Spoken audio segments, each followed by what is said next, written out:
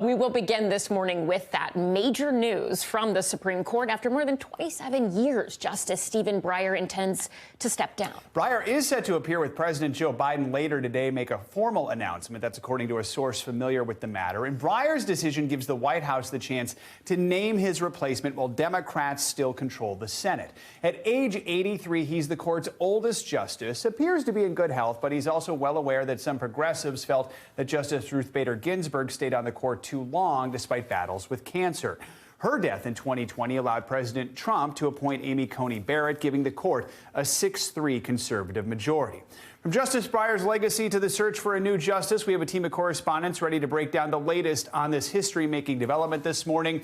We're going to begin with NBC News correspondent Ken Delaney and Capitol Hill correspondent Leanne Caldwell. So, Ken, let's start with you and the timing of this announcement. This was critical for Democrats to be able to replace him while they control the Senate. Do we know how much pressure he was under to retire now? Good morning, Joe. Well, he was under enormous pressure, everything from polite questions from Democratic senators at dinner parties to a campaign by progressives that included renting a truck with a billboard, "Retire Breyer," and driving it around the Supreme Court.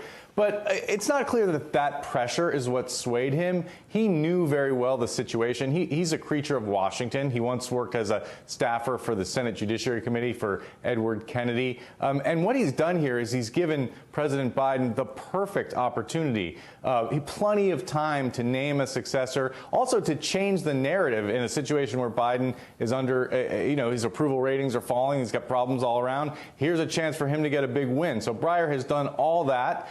He lived through the Ruth Bader Ginsburg situation. He saw how that turned out, how she was replaced with a very conservative justice. I've been covering arguments recently where he's been on the wrong side of issues that he cares deeply about, like abortion, and even most recently the vaccine mandate, where he just has seemed exasperated with the direction of the conservative court. And so while this isn't going to change the balance of the court, obviously it prevents the court from becoming that much more conservative. And that was important to him. And that's what he's done here by announcing his retirement. Leanne, on the surface, this might seem like a slam dunk for Democrats, but nothing is easy in Congress these days. We can probably expect a battle during the Senate confirmation process. So walk us through the timeline, when we can expect a nominee to be named, and also what is the fight that's really shaping up between Democrats and Republicans on Capitol Hill over this?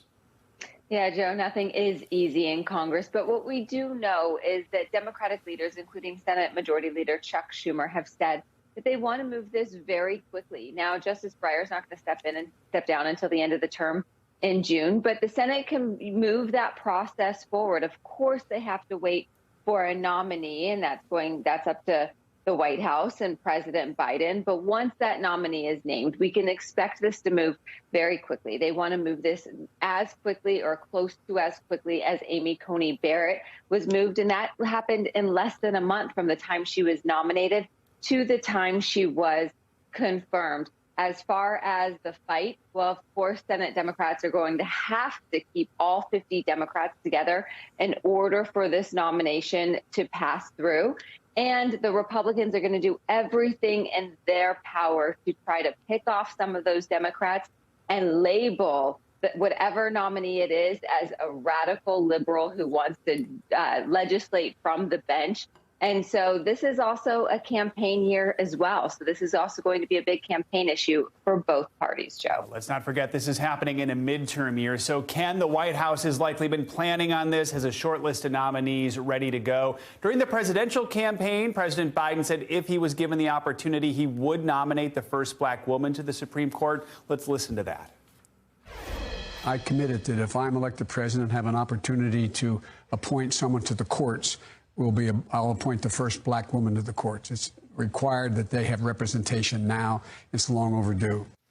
So, Ken, what do we know about any potential replacements for Justice Breyer? Joe, the two names we're hearing most often are Ketanji Brown Jackson of the D.C. Appeals Court and Leondra Kruger of the California Supreme Court, both relatively young women with Ivy League pedigrees. Brown Jackson actually was confirmed by the Senate to her current post with 3 Republican votes. She's got a family connection to former House Speaker Paul Ryan. Her husband is the twin brother of Ryan's brother-in-law, and she's author of that decision that we've reported on here, requiring former White House counsel Don McGahn to testify to the House Impeachment Committee, where Donald Trump was trying to prevent that. And Brown Jackson wrote famously, "Presidents are not kings." Leondra Kruger, also a former Justice Department official on the California Supreme Court. So those are two names that have been bandied about, and of course they would attract presumably all 50 Democratic senators, but we'll have to see. Leanne, I want to talk more about something you brought up. The Democrats have the votes to get a Supreme Court nominee through, but only if they're on the same page. So we know in the past for other issues, Senators Joe Manchin, Kyrsten Sinema have prevented Democrats from getting some major pieces of legislation through. Are we hearing anything from them about this morning? Not yet, Joe.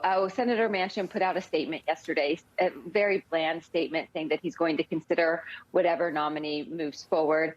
We haven't heard much from Senator Sinema just yet, but I will say that this is different. Senator Joe Manchin historically has given deference to the president and has usually voted for the president's nominees, including President Trump's nominees.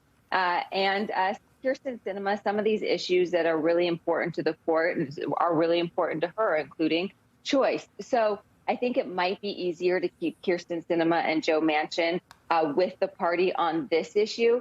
But again, no one's been named yet, and so we'll have to wait to see. Ken and Leanne, thank you so much. Appreciate it.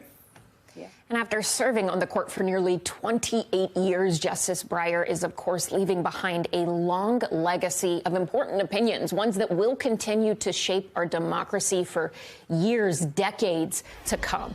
Joining us now to discuss that legacy is Paul Smith. He's a professor at Georgetown Law. Paul, thank you so much for being here. Let's just dive right in and start talking about this justice who has spent a long time as a name many people may know. People, even if they don't realize they know it, are probably familiar and have felt the impacts of some of his decisions. He is, of course, the court's most senior liberal justice, but he's always been known as a pragmatist. I want to play something that he said to MSNBC's Ari Melber back in 2020 and then ask you about it on the other side. Let's listen. What's in the judge's mind doesn't really matter. What matters are the words on the paper. And it's important for the judge not to forget that, because it's those words on the paper that will be the guide to the future. Paul, have you seen that style of interpretation in some of his opinions, some of the biggest ones, perhaps? Sure. No, he's always been a person who cares about getting to the right destination and doing what you have to do to get there. And when they say he's a pragmatist, that's certainly true. He was also a uniter, one who in recent years was skilled at trying to get a fifth vote over from the right side of the court to the left side of the court. He's often credited with saving Obamacare in the first big challenge. So he has had enormous impact and cares about results more than anything else. And Paul, you have had the rare experience of arguing cases before the Supreme Court. A lot of those were before Justice Breyer. Is there a memory, a moment that stands out to you about Justice Breyer? And in terms of his questions, we hear so much about the style of questions from these justices, one who rarely asks them. How do you describe Justice Breyer's style of questioning? Well, he's very professorial. He was a Harvard professor, and any advocate before the court since he's been there will tell you the same thing. He has this tendency toward the end of your 30 minutes when you're trying to squeeze in your last important points to take the floor and ask you a question that can go on for 3 or 4 minutes and leave you a little bit hamstrung at the end there without the opportunity to really say everything you want to say. That's just the way he is as a professor. He doesn't mean it meanly. It's just his style. But I would say, I mean, in terms of memories of him with cases I've argued, there was a case I argued about violent video games and whether they could be banned for children. Big First Amendment case. Justice Breyer, of course, had never seen a violent video game before. They showed him some up in the library, and he was just appalled. He said, I'm all for the First Amendment, but not this. And so he grilled me pretty good, and I didn't get his vote there. And part of his legacy now will be his decision to retire. It's something that activists have been urging him to do for quite a while now. How memorable will his decision to step aside be?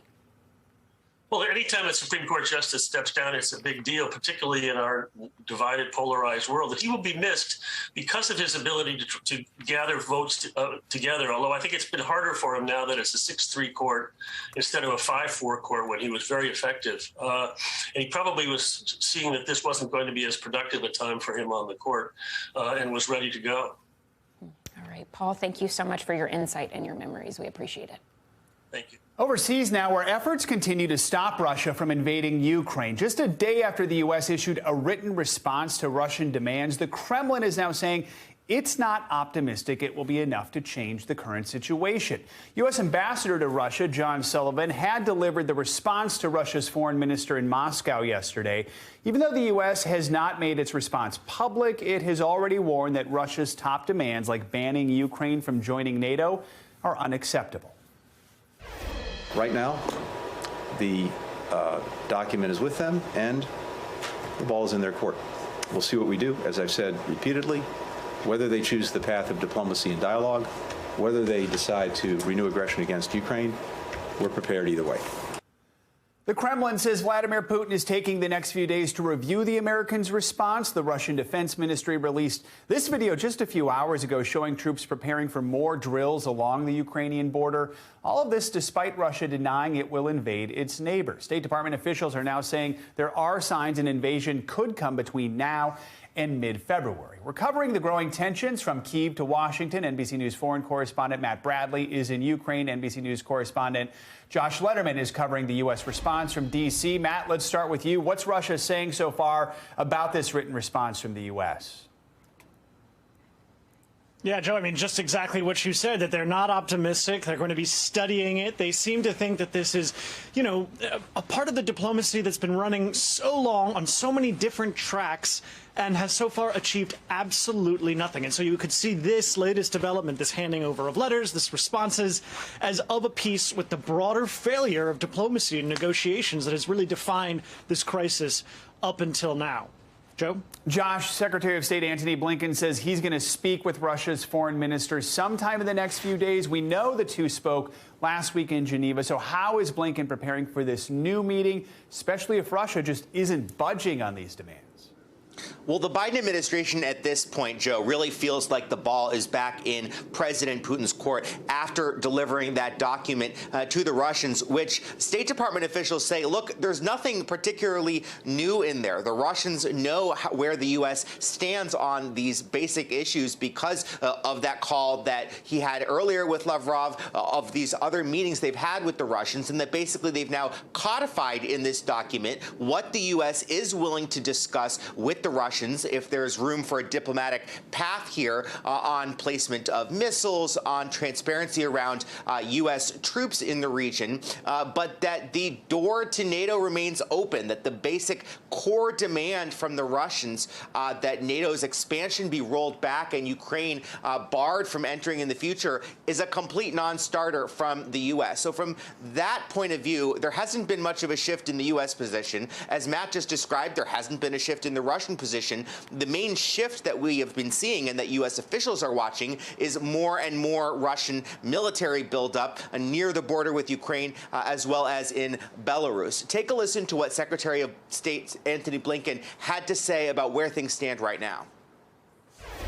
All told, our actions over the past week have sharpened the choice facing Russia now. We've laid out a diplomatic path. We've lined up steep consequences should Russia choose further aggression. It remains up to Russia to decide how to respond. We're ready either way. And so really the main activity on the U.S. side at this point, while they wait a response to that written document from the Russians, is to do everything they possibly can, Joe, to maintain the appearance of unity between the U.S. and its European partners within Europe about the willingness to take strong action to punish President Putin if he invades. That has been an ongoing challenge, and so they are doing everything they can right now to try to keep that going. All right, so while all this diplomacy continues, Matt, more Russian troops are surrounding Ukraine, and Secretary Blinken does have a message for Americans who stay in the country. Get out now, because the U.S. will not evacuate you if there is an invasion. So what is the status on the U.S. Embassy in Kyiv? What could happen to it if Russia does step foot in Ukraine? I mean, as with a lot of the questions you're asking me, I simply don't know. I think a lot of the people who are involved in this don't know either. And this is all going to have to, be contingent upon what Vladimir Putin decides to do in the coming days and weeks. Now, when it comes to the embassy, if you'll remember, just a couple of days ago, there were this sort of eye-popping headlines we heard about how the U.S. Embassy had authorized evacuation of non-essential personnel, basically volunteering for them to leave if they decided to leave, and all non-essential family members have to leave. Now, this is, kind of standard operating procedure, but the fact is that most of those non-essential staff members decided to stay. The reporting from the State Department have said most of them are staying here in Ukraine, even if their family members are leaving. But, that decision, that announcement really upset the Ukrainian government because it just added to this feeling of panic. And it added to sentiments here on the ground that a lot of this crisis has simply been manufactured or exaggerated by the West and by Moscow, and that it's the Ukrainians who are the victims. Now, Josh, State Department officials say there is a major factor that could impact the timing of a Russian invasion, the Beijing Olympics, which start in a week. Quickly, why is that? Well, the relationship between Russia and China is clearly very important. And with the start of those Olympics just days away, Deputy Secretary of State Wendy Sherman had this to say about how that could play into Putin's decision. Take a listen. We all are aware that the Beijing Olympics begin on February 4th, the opening ceremony, and President Putin expects to be there. I think that probably President Xi Jinping would not be ecstatic if Putin chose that moment to invade Ukraine. So that may affect his timing and his thinking. Now, Beijing has denied asking Putin to hold off on an invasion related to the timing of the Olympics. But we should also point out the U.S. has also been talking about Putin's decision-making on timing relative to the weather, frankly, in Ukraine, when they can move their tanks in and out without them getting stuck in the mud. And it just goes to show you how much guessing the U.S. is doing right now about what Putin is doing, trying to estimate how he would take various timing and weather factors into consideration. It speaks to how little the U.S. really knows at this point about what Putin's going to do, Joe. So much at play. All right, Matt, Josh, thank you both. Appreciate it. Turning now to the growing concerns over a potential new Omicron subvariant. Health officials are tracking the variant spread in the United States. At least 22 states have already detected this Omicron subvariant, but it's not yet clear how dangerous the strain might be. It comes as Omicron cases continue to surge in the U.S., particularly in the West. And a new study suggests over 2/3 of Omicron cases are reinfections, almost completely replacing the previously dominant Delta strain. Meanwhile, many people are receiving their free at-home testing kits from the government this week. Despite the progress in COVID testing, Dr. Anthony Fauci warns we still have more work to do. Listen. We believe we can get there because we have the tools with vaccines, with boosts, with masks, with tests, and with antivirals. That's what we talk about when we get to the point where we can, quote, live with the virus. But as Dr. Walensky emphasized, that is not where we are at this point. So we still have a way to go. Dr. Ebony Jade joins us. Ebony Jade Hilton, excuse me. I apologize to that, Dr. Hilton. You join us now with more information on this. We're so very glad to have you. You are a professor of anesthesiology and critical care medicine, also the co-founder and medical director of Goodstock Consulting. So, Dr. Hilton, good morning to you. Let's just start with this new strain. Officials in Denmark, they say that the Omicron subvariant is more contagious than the original version of it, but not necessarily more severe. We know this is already in the United States. From where you're sitting, how worried should we be about this? Right. It's one of those things. I don't think we should have ever not worried about COVID-19. So let's take that for what it is. What we know is that COVID-19, regardless if it's the Omicron and the BA2, which is the new variant, the stealth variant of Omicron, every version of Omicron has shown itself to be not healthy for human beings, right? And so we are seeing that with this new variant, that the Omicron has multiple sublineages. And so it's not just the BA2, there's other branches of this Omicron that's now circulating within our globe. And what COVID-19 has shown us is that it will always try to be 2 steps ahead of us, which means that we have to be hyper vigilant, vaccinate and boost as many people as possible, wear those masks, so we can stop this telephone game that's happening with COVID-19 from person to person to person across this globe. Yeah, and Moderna is now entering the clinical trial phase for an Omicron-targeted booster vaccine dose.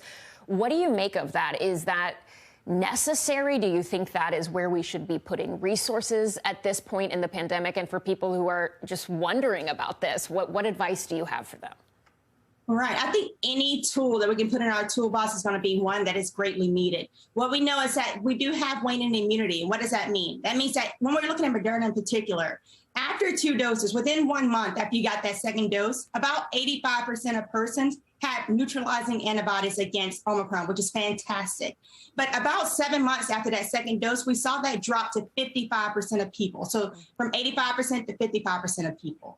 Once that person has got those booster shots, we saw a 20-fold rise in the Omicron neutralizing antibodies, which is fantastic again.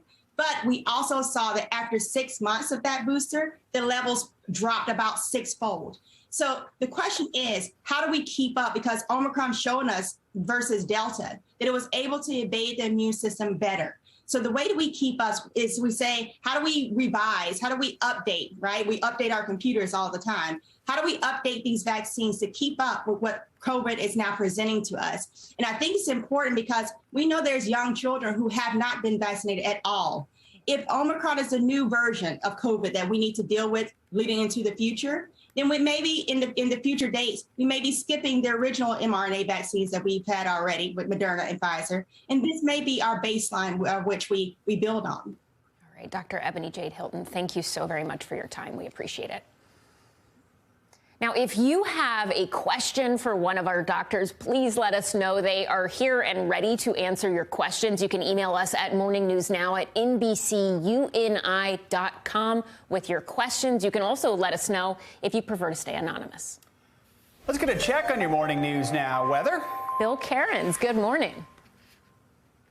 Hey, good morning, Elton and Joe. So snow, big snowstorm. This will be the biggest snowstorm as far as power goes of the winter season. This will likely be a blizzard for areas of Cape Cod, possibly even for down East Maine. So let's get into it. In order to get a big snowstorm, it has to be cold enough. We easily have that this morning. Take a look at northern Maine right now. That's not a misprint. That's not wind chill. That's the actual temperature when you step out the door, -28. That hurts. It's cold pretty much everywhere from the Great Lakes to the Northeast and even for much of the East Coast. So we already have 34 million people included in winter storm watches. Notice it's really confined to coastal locations and pretty much I-95 eastward towards the coast. So that means we're talking more of an ocean storm with very little mixing, if any. This may just be all snow. And unfortunately, I was hoping to come on this morning and say our models are in excellent agreement. Now we have unanimous decisions on who's going to get what. But unfortunately, we still have this pretty major disagreement between what we call our European computer model, which is typically the most accurate, and our American model, which has been upgraded, which is getting more accurate. So the European model still says a pretty good snowstorm from Philadelphia to New York, definitely eastern New England up through Maine.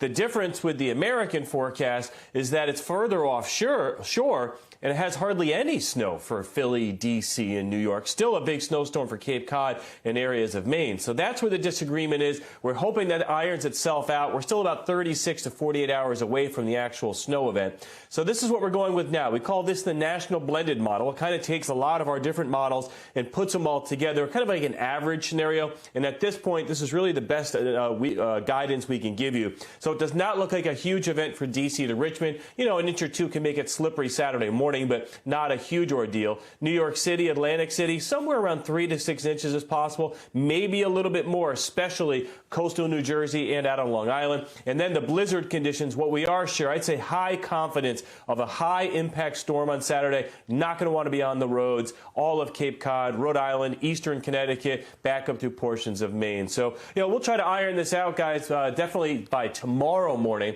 But right now, if you have plans in eastern New England on Saturday, you're going to want to be wherever you are. You're going to want to stay. Hope you like it. Wherever you are, I hope you like it. All right. Yes, that's all right.